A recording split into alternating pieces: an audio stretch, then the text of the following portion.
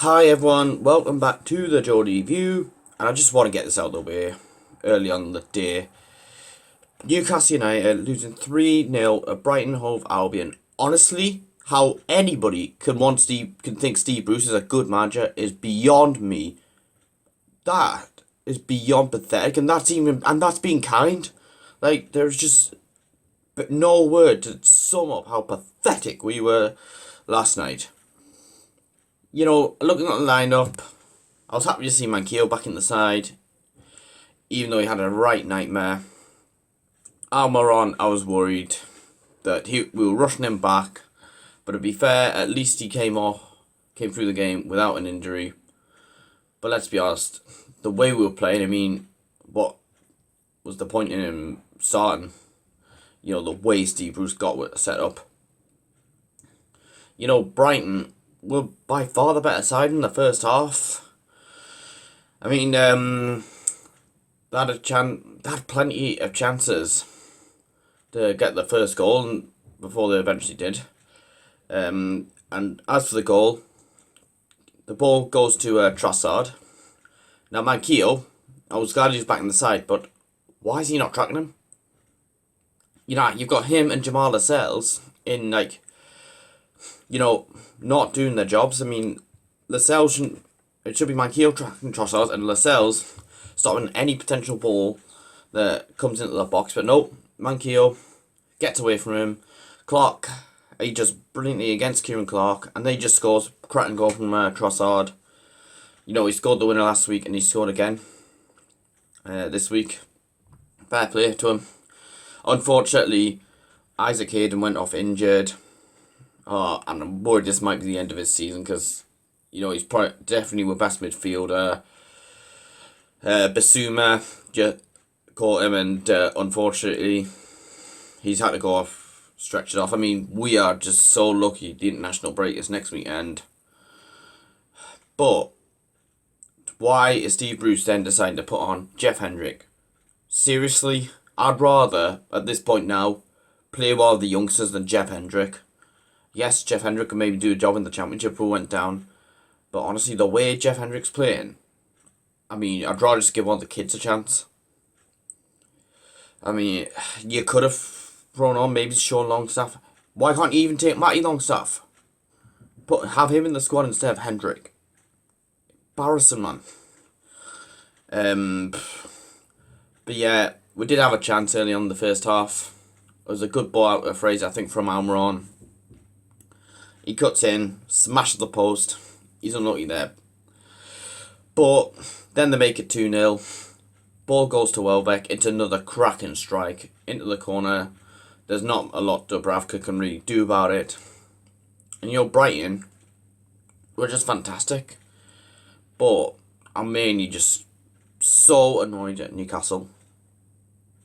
And then the third goal comes. Pascal Gross gets the ball. Beats Dummett.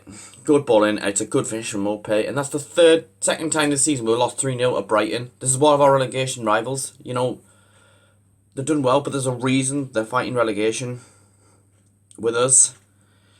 But honestly, it's just so embarrassing. It is unbelievable. And we are so lucky, by the way, that Fulham lost on Friday night against Leeds United. Because they could have went above us. I'm not even just gonna. It's not even just Steve Bruce to blame. The players need to look at themselves as well. Jeff Hendrick, John Joe Shelvey. I think Shelvey, he's not the same player anymore. I think he probably needs to move on at the end of the season. It's a bit like Colaccini. Players like Colaccini, Stephen Taylor. We might remember them for the right reasons in the past, but similar with Cisse. But eventually they're gonna go stale, and Shelvey has been a good servant. We will remember him for the right reasons, but he's went stale. And he just doesn't really have the legs for it. I'd rather play even Sean Longstaff over him, or Matty Longstaff. As for the substitutions, why is he waiting until we're 3-0 down to make subs? He was forced into one sub, but then why didn't they start Murphy? Then he brings him on. Like, why can't you just start him? Or even, at the very least, bring him on at half time when we're 1-0 down and still in the game. It's a similar with Sean Longstaff.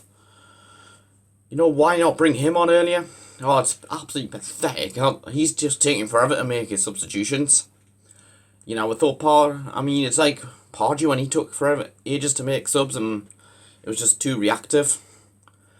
But let's be honest, I would take Alan Pardew now over Steve Bruce. In fact, I'd even take Sam Allardyce back over Steve Bruce.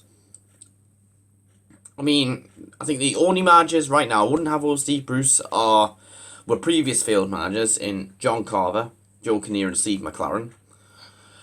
And probably it's the coaching staff he's got at the club. So, we're not going from Pardew to Carver and then just going like downhill. Apparently, we're not sacking Steve Bruce just yet. I can only hope that Callum Wilson is back and Allan Saint-Maximin is back. I'm hoping maybe those two could do something to help us get out of it.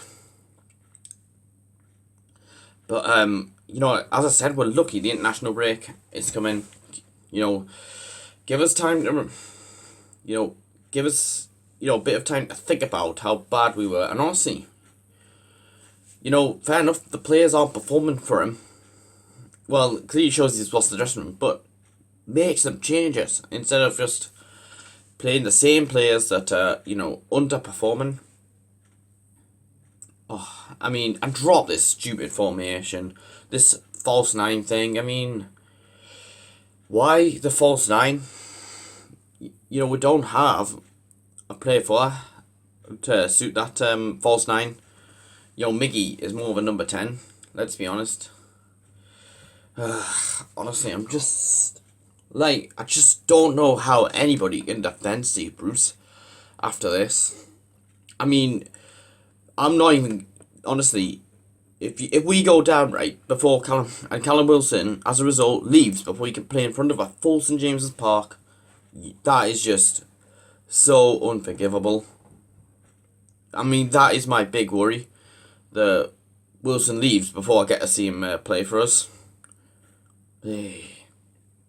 Anyway, thanks for watching the video. Don't forget to hit like, subscribe to the channel, check out my social media pages in the description below. Thank you for watching. I might do a live stream during the international break because I'm looking to start them up, although I'm more thinking I'll do some of them in the summer. Anyway, thanks for watching the video and I'll see you later.